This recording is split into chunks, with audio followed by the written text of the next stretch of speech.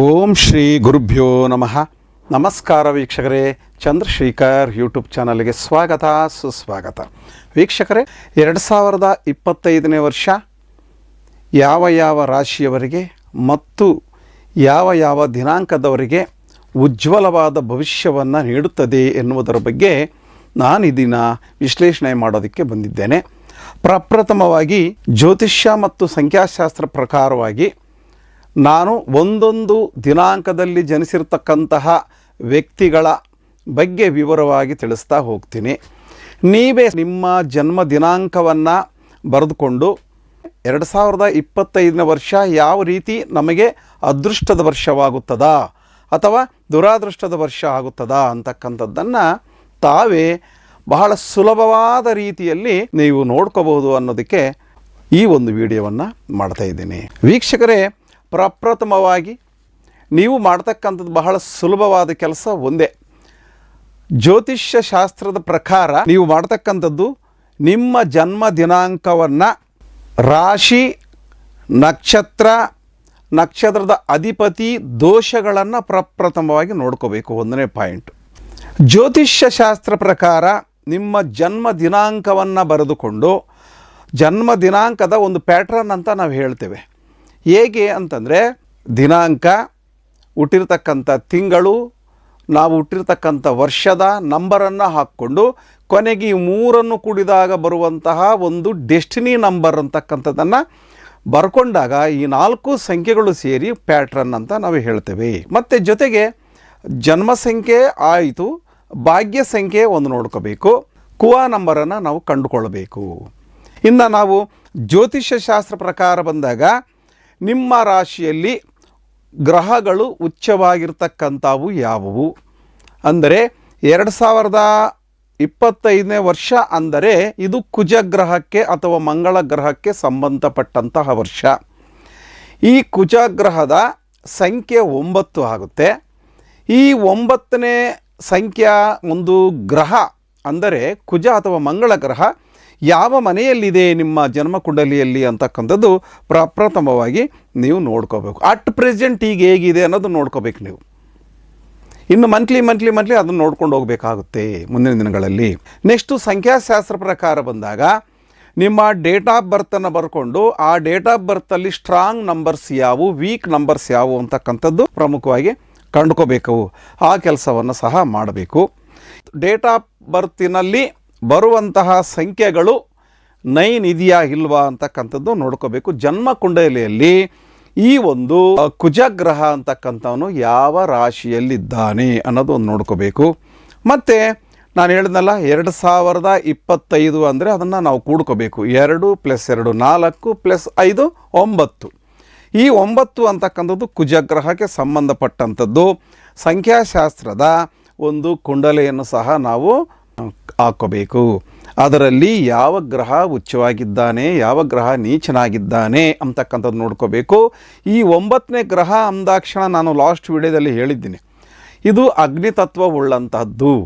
ಅಗ್ನಿತತ್ವ ಅಂದಾಕ್ಷಣ ನಿಮಗೆ ಅರ್ಥ ಆಗುತ್ತೆ. ಯಾವತ್ತೂ ಕೂಡ ಸ್ಟ್ರೈಟ್ ಫಾರ್ವರ್ಡರ್ ಇವರು. ಜಗಳ, ಮೋಸ, ವಂಚನೆಗೆ ಸಹಿಸೋದಿಲ್ಲ ಇವರು. ಯಾವಾಗಲೂ ಹೋರಾಟ ಮನೋಭಾವನೆ ಇರುತ್ತೆ. ಸತ್ಯವನ್ನೇ ನುಡಿತಾರೆ. ಸತ್ಯವನ್ನು ನುಡಿದಿದ್ದನ್ನು ಪರಿಪಾಲನೆ ಮಾಡ್ತಕ್ಕಂಥವ್ರು. ನೇರವಾದ ನುಡಿ. ಯಾವತ್ತೂ ಕೂಡ ರಕ್ಷಕರು ಅಂತ ನಾವು ಕರಿತೇವೆ ಈ ಒಂದು ಗ್ರಹದ ಒಂದು ಗುಣಗಳು. ಹಾಗಾಗಿ ಇದನ್ನೆಲ್ಲ ನಾವು ನಮ್ಮ ಜನ್ಮಕುಂಡಲಿ ಇದೆಯೋ ಇಲ್ವೋ ಅಂತ ನೋಡ್ಕೋಬೇಕು. ಈಗ ನಮ್ಮ ಜನ್ಮ ರಾಶಿಯಲ್ಲಿ ಕುಜ ಅಂತಕ್ಕಂಥವನು ಉಚ್ಚನಾಗಿದ್ದಾನ ಅಂದರೆ ಈ ವರ್ಷ ನಿಮಗೆ ನೋಡಿ, ನಿಮ್ಮ ಕೆಲಸದಲ್ಲಿ ಸಕ್ಸಸ್. ಏನೋ ಒಂದು ಬಿಸ್ನೆಸ್ ಮಾಡ್ತಿದ್ದೀರ ಅಂದರೆ ಅದರಲ್ಲಿ ಅತ್ಯುನ್ನತವಾದ ಹಣವನ್ನು, ಹೆಚ್ಚು ಹಣವನ್ನು ಸಂಪಾದನೆ ಮಾಡ್ತೀರಾ. ಆ ಹೆಚ್ಚು ಹಣವನ್ನು ಈ ವರ್ಷ ಸಂಪಾದನೆ ಮಾಡ್ತಕ್ಕಂತಹ ವರ್ಷ ಆಗುತ್ತೆ ನಿಮಗೆ 2025ನೇ ವರ್ಷ. ಜೊತೆಗೆ ಸಂಬಂಧಗಳಲ್ಲಿ ಕೂಡ ಏನಾದರೂ ಅಕಸ್ಮಾತ್ ಗಂಡ ಹೆಂಡತಿರ ಮಧ್ಯೆ ಸಂಬಂಧ ಸರಿಯಾಗಿರಲ್ಲ, ಅಥವಾ ನೆಂಟರಿಷ್ಟಗಳಲ್ಲಿ ಮಧ್ಯೆ ಇರೋದಿಲ್ಲ, ಸ್ನೇಹಿತರ ಮಧ್ಯೆ ಸಂಬಂಧಗಳು ಸರಿಯಾಗಿರೋದಿಲ್ಲ ಇಷ್ಟು ದಿವಸ, ಆ ಸಂಬಂಧಗಳು ಈ ವರ್ಷ ಚೆನ್ನಾಗಾಗುತ್ತೆ. ಜೊತೆಗೆ ಮದುವೆ ಅಂತಕ್ಕಂಥದ್ದು ಕೂಡ ಈ ವರ್ಷ ನಿಮಗೆ ಕೂಡಿ ಬರ್ತದೆ. ಭಾಳಷ್ಟು ವರ್ಷಗಳ ಕಾಲ ಮದುವೆ ಆಗದೆ ಹಾಗೇ ಇರ್ತೀರ. ಎಷ್ಟೋ ಹೆಣ್ಣುಗಳನ್ನು ನೋಡಿರ್ತಾರೆ, ಎಷ್ಟೋ ಗಂಡುಗಳನ್ನು ನೋಡಿರ್ತಾರೆ, ಯಾವ ಸೆಟ್ ಆಗ್ತಾ ಇರೋದಿಲ್ಲ. ಈ ವರ್ಷ ಸೆಟ್ ಆಗುತ್ತೆ. ಮತ್ತು ಮನೆ ಕಟ್ತಕ್ಕಂತಹ ಯೋಗ ಸಹ ಇರುತ್ತೆ. ಸೈಟ್ ತಗೊಳ್ತಕ್ಕಂತಹ ಯೋಗ ಬರುತ್ತೆ. ನೀವೇನಾದರೂ ಉದ್ಯೋಗದಲ್ಲಿದ್ದರೆ ಪ್ರಮೋಷನ್ ಆಗ್ತಕ್ಕಂಥದ್ದಾಗ್ಬೋದು. ಒಂದು ಸಣ್ಣ ಒಂದು ಅಂಗಡಿಯನ್ನು ಇಟ್ಕೊಂಡಿದ್ರೆ ದೊಡ್ಡ ಮಟ್ಟದಲ್ಲಿ ಇನ್ನೊಂದು ಅಂಗಡಿಯನ್ನು ಸ್ಥಾಪನೆ ಮಾಡ್ತಕ್ಕಂಥದ್ದಾಗ್ಬೋದು. ಹೀಗೆ ಅನೇಕ ರೀತಿಯ ಅಭಿವೃದ್ಧಿ ಕಾರ್ಯಗಳು ಈ ವರ್ಷ ಆಗುತ್ತೆ. ಅಂದರೆ ಕುಜ ನಿಮ್ಮ ಒಂದು ರಾಶಿಯಲ್ಲಿ ಉಚ್ಚನಾಗಿದ್ದಾಗ, ಎಲ್ಲಿ ಉಚ್ಚನಾಗಿದ್ದಾನೆ ಎಲ್ಲಿ ನೀಚನಾಗಿದ್ದಾನೆ ಅಂತಕ್ಕಂಥದ್ದು ನೀವು ಹಳೆ ವಿಡಿಯೋಗಳೆಲ್ಲ ನಾನು ಭಾಳಷ್ಟು ಮಾಡಿದ್ದೀನಿ, ಒಂದು ಸಲ ನೀವು ನೋಡಿಕೊಳ್ಳಿ. ನೆಕ್ಸ್ಟ್, ಕುಜಗ್ರಹ ನೀಚನಾಗಿದ್ದರೆ ಏನೇನು ಇವಾಗ ಹೇಳಿದ್ನಲ್ಲ, ಯಾವ್ಯಾವ ಡೆವಲಪ್ಮೆಂಟ್ ಆಗ್ತವೆ ಅಂತಕ್ಕಂಥದ್ದು ಅವೆಲ್ಲ ಸ್ವಲ್ಪ ಸ್ಟಾಪ್ ಆಗ್ತವೆ. ಜಗಳ ಆಗ್ತಕ್ಕಂಥದ್ದು, ಗಂಡ ಹೆಂಡತಿ ಮಧ್ಯೆ ಅನೇಕ ರೀತಿಯ ಮನಸ್ತಾಪಗಳಾಗ್ತಕ್ಕಂಥದ್ದು, ತಂದೆ ತಾಯಿಗಳ ಮಧ್ಯೆ, ಸ್ನೇಹಿತರ ಮಧ್ಯೆ, ನಾವು ಮಾಡ್ತಕ್ಕಂಥ ಕೆಲಸಗಳು ಅಲ್ಲಿ ಒಂದು ಸ್ಥಳದಲ್ಲಿ, ಜೊತೆಗೆ ಭೂಮಿ ವ್ಯವಹಾರ ಏನಾದರೂ ಮಾಡ್ತಾ ಇದ್ದರೆ ಅಥವಾ ಜಮೀನು ಇದ್ದರೆ, ಮನೆ, ಬೇರೆ ಏನೇ ಆಗಲಿ ಒಂದು ಭೂಮಿ ಬಗ್ಗೆ ನಾವು ಒಂದು ಬಿಸ್ನೆಸ್ ಮಾಡ್ತಾಯಿದ್ರೆ ಅಲ್ಲಿ ಅನೇಕ ರೀತಿಯ ಸಮಸ್ಯೆಗಳು, ಕೋರ್ಟು ಕಚೇರಿಗೆ ಹೋಗ್ತಕ್ಕಂಥದ್ದಾಗ್ಬೋದು, ಅಥವಾ ಗಂಡ ಹೆಂಡತಿರ ಮಧ್ಯೆ ಸಮಸ್ಯೆಗಳುಂಟಾಗಿ ಡೈವೋರ್ಸ್ ಆಗ್ತಕ್ಕಂಥದ್ದಾಗ್ಬೋದು. ಈಗೆಲ್ಲ ಆಗುತ್ತೆ. ಇದನ್ನು ಸ್ವಲ್ಪ ಎಚ್ಚರಿಕೆಯಿಂದ ನೀವು ನೋಡಬೇಕಾಗುತ್ತೆ.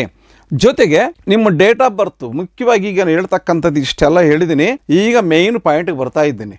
ನೀವು 1ನೇ ದಿನಾಂಕದಲ್ಲಿ ಜನಿಸಿರ್ತಕ್ಕಂಥವ್ರು, 10ನೇ ದಿನಾಂಕದಲ್ಲಿ ಜನಿಸಿರ್ತಕ್ಕಂಥವ್ರು, 19ನೇ ದಿನಾಂಕದಲ್ಲಿ ಜನಿಸಿರ್ತಕ್ಕಂಥವ್ರು, ಜೊತೆಗೆ 28ನೇ ದಿನಾಂಕದಲ್ಲಿ ಜನಿಸಿರ್ತಕ್ಕಂಥವ್ರು, ಇದು ಡೇಟ್ಸು. ಈ ದಿನಾಂಕಗಳಲ್ಲಿ ಯಾರು ಹುಟ್ಟಿದ್ದೀರೋ ಅವರಿಗೆ 2025 ವರ್ಷ ಹೇಗಿರುತ್ತೆ ಅಂತಕ್ಕಂಥದ್ದು ನಾನು ನಿಮಗೆ ಹೇಳ್ತೀನಿ. ನೋಡಿ, ಉದಾಹರಣೆ 1ನೇ ತಾರೀಕು ಹುಟ್ಟಿದ್ದೀರಾ ಅಂತ ಇಟ್ಕೊಳ್ಳಿ, ಮೇ ತಿಂಗಳಿಗೆ ಹುಟ್ಟಿದ್ದೀರಾ ಅಂತ ಇಟ್ಕೊಳ್ಳಿ, 2025 ಅನ್ನೋದು ಇಟ್ಕೊಳ್ಳಿ, ಹಾಕೋಬೇಕು ಈ ವರ್ಷ.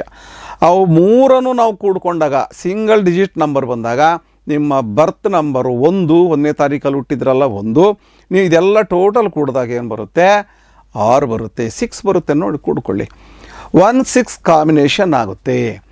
ಈ 1-6 ಕಾಂಬಿನೇಷನ್ ಅಂತಕ್ಕಂಥದ್ದು ತುಂಬ ವಿರುದ್ಧವಾದಂತಹ, 1 ಅಂದರೆ ಸೂರ್ಯ, 6 ಅಂದರೆ ಶುಕ್ರನಿಗೂ ಮತ್ತು ಸೂರ್ಯನಿಗೂ ಆಗೋದಿಲ್ಲ. ಸೂರ್ಯ ದೇವತೆಗಳ ಅಧಿಪತಿಯಾದರೆ ಶುಕ್ರ ರಾಕ್ಷಸರ ಅಧಿಪತಿ ಆಗ್ತಾನೆ. ಹಾಗಾಗಿ ಈ ರೀತಿ ಸ್ವಲ್ಪ ಪ್ರಾಬ್ಲಮ್ಸು ಕ್ರಿಯೇಟ್ ಆಗ್ತವೆ ಈ ಒಂದು ಜನ್ಮ ದಿನಾಂಕದಲ್ಲಿರ್ತಕ್ಕಂತಹ ಕಾಂಬಿನೇಷನ್ನವ್ರಿಗೆ. ಹಾಗಾದರೆ ಹೇಗಿರುತ್ತೆ, ಯಾವ್ಯಾವ ತಿಂಗಳು ಹೇಗಿರುತ್ತೆ ಅಂತಕ್ಕಂಥದ್ದು ನೀವು ನೋಡ್ಕೋಬೇಕಾಗುತ್ತೆ. ನೀವು ಹುಟ್ಟಿರ್ತಕ್ಕಂಥದ್ದು ಎಕ್ಸಾಂಪಲ್ ಇಲ್ಲೇ ಕೊಟ್ಟಿದ್ದೀನಿ. 1ನೇ ತಾರೀಕಲ್ಲೇ ಹುಟ್ಟಿದ್ದೀರಾ ಅಥವಾ 10, 19, 28 ಈ 4ರಲ್ಲಿ 1ನೇ ತಾರೀಕಲ್ಲಿ ಹುಟ್ಟಿರ್ತಕ್ಕಂಥವ್ರು ಜನವರಿ ತಿಂಗಳಲ್ಲಿ ಹುಟ್ಟಿದರೆ ಏನಾಗಬಹುದು ಈ ವರ್ಷ ಅನ್ನೋದು ನಾನು ಫಸ್ಟ್ ಪಾಯಿಂಟ್ ಹೇಳ್ತೀನಿ. ನೋಡಿ, 1, 1, 2 ಮತ್ತು 2025 ಅಂತಕ್ಕಂಥದ್ದು 9 ಪ್ಲಸ್ ಅಲ್ಲಿಗೆ ಏನಾಗುತ್ತೆ 11 ಆಗುತ್ತೆ. 9 ಪ್ಲಸ್ 2 1 ಕುಡ್ಕೋಬೇಕು, ಮತ್ತು ಪ್ಲಸ್ ಜನವರಿ 1 ಕುಡ್ಕೋಬೇಕು, 2 ಆಗುತ್ತೆ. ಇಯರನ್ನು ಕುಡ್ಕೋಬೇಕಾಗುತ್ತೆ. ಅಲ್ಲಿ 2025 ಅಂತಂದರೆ 9, 2, 11 ಆಗುತ್ತೆ. ಈ ರೀತಿ ಏನಾದರೂ ನಿಮ್ಮ ಡೆಸ್ಟಿನಿ ನಂಬರ್ ಈ ವರ್ಷ ಕೂಡ್ಕೊಂಡಾಗ 2 ಬಂದರೆ ಪ್ರಾಬ್ಲಮ್ಸ್. ನೋಡಿ, ಚಂಚಲತೆ ಜಾಸ್ತಿ, ಕೆಲಸದಲ್ಲಿ ಕಾನ್ಸಂಟ್ರೇಷನ್ ಇರೋದಿಲ್ಲ, ಜೊತೆಗೆ ನೀವು ಅನೇಕ ರೀತಿಯ ಸಮಸ್ಯೆಗಳಿಗೆ ಗುರಿಯಾಗ್ತೀರಾ, ಸಂಬಂಧದಲ್ಲಿ ಬಿರುಕುಗಳು ಉಂಟಾಗ್ತಕ್ಕಂಥದ್ದು, ಮಾತು ಜಾರಿ ಏನೇನೋ ಮಾತನಾಡ್ತಕ್ಕಂಥದ್ದು, ಅನಾಹುತ ಮಾಡ್ಕೊಳ್ತಕ್ಕಂಥದ್ದು ಆಗಬಹುದು. ಮತ್ತು ಹೆಣ್ಣಿನ ಮಧ್ಯೆ ನಮಗೆ ಸಮಸ್ಯೆ ಬರ್ತಕ್ಕಂಥದ್ದು, ಸಂಸಾರದಲ್ಲಿ ಸಮಸ್ಯೆಗಳು ಬರ್ತಕ್ಕಂಥದ್ದು ಆಗುತ್ತೆ. ಹಣಕಾಸು ಏನೋ ಒಂದು ಬಿಸ್ನೆಸ್ ಮಾಡ್ತಾ ಇದ್ದೀರಾ ಅಂದರೆ ಅಲ್ಲಿ ಲಾಸು ಆಗ್ತಕ್ಕಂಥದ್ದು, ಇದು ಆಗ್ತಕ್ಕಂಥದ್ದು ಈ ವರ್ಷ ಖಂಡಿತವಾಗ್ಲಿದು 100% ಸತ್ಯ ಇರುತ್ತೆ. ಸ್ವಲ್ಪ ಎಚ್ಚರಿಕೆಯಿಂದ ಇರಬೇಕು. ಈ ರೀತಿ ಬ್ಯಾಡ್ ಕಾಂಬಿನೇಷನ್ಸು ಬಂದಾಗ ಮಾತು ಕಡಿಮೆ ಮಾಡಬೇಕು, ಕೆಲಸ ಜಾಸ್ತಿ ಮಾಡಬೇಕು. ಇಷ್ಟೇ ನೀವು ಮಾಡ್ತಕ್ಕಂಥದ್ದು ವೆರಿ ವೆರಿ ಇಂಪಾರ್ಟೆಂಟ್ ಕೆಲಸ. ಜೊತೆಗೆ ಏನು ಮಾಡಬೇಕು, ಈ ರೀತಿ ಏನಾದರೂ ಬ್ಯಾಡ್ ಕಾಂಬಿನೇಷನ್ ಈ ವರ್ಷ ಬಂದಿದೆ ಅಂದರೆ ನೇಮ್ ಕರೆಕ್ಷನ್ ಮಾಡ್ಕೋಬೇಕು, ಲಕ್ಕಿ ನಂಬರು ಲಕ್ಕಿ ಕಲರನ್ನು ಫಾಲೋ ಮಾಡಬೇಕು, ಫೋನ್ ನಂಬರು ಒಂದು ಒಳ್ಳೆಯದನ್ನು ಇಟ್ಕೋಬೇಕು. ಜೊತೆಗೆ ಈ 1ನೇ ತಾರೀಕು 19, 28ನೇ ತಾರೀಕಲ್ಲಿ ಹುಟ್ಟಿರ್ತಕ್ಕಂಥವ್ರು ಸೂರ್ಯ ನಮಸ್ಕಾರವನ್ನು ಮಾಡಬೇಕು. ಸೂರ್ಯ ಉದಯಿಸುವಾಗ ನೀವು ತಪ್ಪದೆ ನೀವು ಸೂರ್ಯ ನಮಸ್ಕಾರ ಮಾಡಬೇಕು. ದಿವಸ ಮಾಡೋಕ್ಕಾಗಲ್ಲ ಅಂದರೆ ಭಾನುವಾರ ತಪ್ಪದೆ ಮಾಡಿ. ಮತ್ತು ಯಾವತ್ತೂ ಕೂಡ ನಾವು ನಮ್ಮ ಪಂಚಭೂತಗಳು ಅಂತ ನಾವು ಏನು ಹೇಳ್ತೀವೋ ಅವಕ್ಕೆ ನಮಸ್ಕಾರವನ್ನು ಮಾಡ್ಕೋಬೇಕು. ಪಂಚಭೂತಗಳ ಬಗ್ಗೆ ಒಂದು ಶ್ಲೋಕವನ್ನೇ ನಾವು ಹೇಳ್ಕೋಬೇಕಾಗುತ್ತೆ. ಭೂಮಿಗೆ ನಮಸ್ಕಾರ ಮಾಡ್ತಕ್ಕಂಥದ್ದು. ಅಣ್ಣ ತಮ್ಮಂದಿರು ಹಿರಿಯರು ಇದ್ದಾರಲ್ಲ ಅವರಿಗೆಲ್ಲರಿಗೂ ಗೌರವ ಕೊಡಬೇಕು. ಹೆಣ್ಣುಮಕ್ಕಳಿಗೆ ಮೊದಲು ಗೌರವ ಕೊಡಬೇಕಾಗುತ್ತೆ. ಸಮಾಜದಲ್ಲಿ ಕೆಲಸ ಮಾಡ್ತಕ್ಕಂಥವ್ರು, ನೀವು ಸಮಾಜಮುಖಿಗಳಾಗಿ ಕೆಲಸ ಮಾಡ್ತಕ್ಕಂಥವ್ರು ಎಲ್ಲರಿಗೆ ಸಮಾನವಾದ ರೀತಿಯಲ್ಲಿ ಗೌರವವನ್ನು ಕೊಟ್ಕೊಂಡು ಬಂದರೆ ಇವು ನಿಮಗೆ 100% ಒಳ್ಳೆಯ ಒಂದು ರಿಸಲ್ಟ್ ಕೊಡುತ್ತೆ ಈ ವರ್ಷ ಅಂತಕ್ಕಂಥದ್ದು 1ನೇ ತಾರೀಕು ಮತ್ತು ಜನವರಿ ತಿಂಗಳಲ್ಲಿ ಹುಟ್ಟಿರೋರಿಗೆ ಇದು ಓಕೆ. ಮತ್ತು 1 ಮತ್ತು ಫೆಬ್ರವರಿ ತಿಂಗಳಲ್ಲಿ ಹುಟ್ಟಿರ್ತಕ್ಕಂಥವ್ರಿಗೆ 2025ನೇ ವರ್ಷ ಹೇಗಿರುತ್ತೆ ಅಂತಂದರೆ ಇದು ಗುಡ್, ಒಳ್ಳೆ ಇಯರ್ ಇದು. ನೀವು ಅನೇಕ ಪ್ರದೇಶಗಳನ್ನು ಸುತ್ತುವಂತಹ ಕಾರ್ಯ ಬರುತ್ತೆ. ಒಳ್ಳೊಳ್ಳೆ ಗುರುಗಳನ್ನು ಸಂಪರ್ಕ ಮಾಡ್ತಕ್ಕಂಥದ್ದಾಗ್ಬೋದು. ನೀವೇನು ಹೊಸ ಒಂದು ವಿದ್ಯೆ ಕಲಿಯೋದಕ್ಕೆ ಅವಕಾಶ ಆಗುತ್ತೆ. ಒಂದು ಜ್ಯೋತಿಷ್ಯ ಕಲಿಬೋದು, ಒಂದು ಸಂಖ್ಯಾಶಾಸ್ತ್ರ ಕಲಿಬೋದು, ಅಥವಾ ಇನ್ನೂ ಉನ್ನತ ಹುದ್ದೆಗಳಿಗೆ ಹೋಗಬಹುದು, ಇನ್ನೂ ಉನ್ನತ ಕೋರ್ಸ್ಗಳನ್ನು ಅಧ್ಯಯನ ಮಾಡೋಕ್ಕೆ ಹೋಗ್ಬೋದು. ಹೀಗೆ ನಿಮಗೆ ಭಾಳ ಇಂಟ್ರೆಸ್ಟ್ ಬಂದುಬಿಟ್ಟು ಹೊಸ ಹೊಸ ಅಧ್ಯಯನಗಳನ್ನು ಮಾಡೋದಕ್ಕೆ ಪ್ರಾರಂಭ ಮಾಡುವಂತಹ ವರ್ಷ ಆಗುತ್ತೆ ಈ 2025ನೇ ವರ್ಷ. ಮತ್ತು 1ನೇ ತಾರೀಕಲ್ಲಿ ಹುಟ್ಟಿರ್ತಕ್ಕಂಥವ್ರು ಮತ್ತು ಮಾರ್ಚಿಯಲ್ಲಿ ಹುಟ್ಟಿರ್ತಕ್ಕಂಥವ್ರಿಗೆ ನೋಡಿ ಒಂದು ಸ್ವಲ್ಪ ಪ್ರಾಬ್ಲಮ್ ಇರುತ್ತೆ. ಅಕಸ್ಮಾತ್ ನೀವೇನಾದರೂ ಒಂದು ಒಳ್ಳೆ ಕಂಪ್ನಿಯಲ್ಲಿ ಕೆಲಸ ಮಾಡ್ತಿದ್ದೀರಾ, ಅಥವಾ ಒಂದು ಒಳ್ಳೆ ಉದ್ಯೋಗದಲ್ಲಿದ್ದೀರಾ, ಅಥವಾ ಏನೋ ಒಂದು ಬಿಸ್ನೆಸ್ ಮಾಡ್ತಿದ್ದೀರಾ ಅಂತಂದರೆ ಫಾರಿನ್ ಹೋಗ್ತಕ್ಕಂಥ ಅವಕಾಶ ಇರುತ್ತೆ. ಆದರೆ ತೊಂದರೆಗಳಿರುತ್ತೆ. ಸ್ವಲ್ಪ ನೀವು ಎಚ್ಚರಿಕೆಯಿಂದ ಗಮನ ಹರಿಸ್ಬೇಕು. ಸ್ವಲ್ಪ ಮಾತು ಕಡಿಮೆ ಮಾಡಿ. ನೀವು ಕಡಿಮೆ ಮಾಡಿದ್ರೆ ಒಳ್ಳೆಯ ಪ್ರತಿಫಲ ಸಿಗುತ್ತೆ.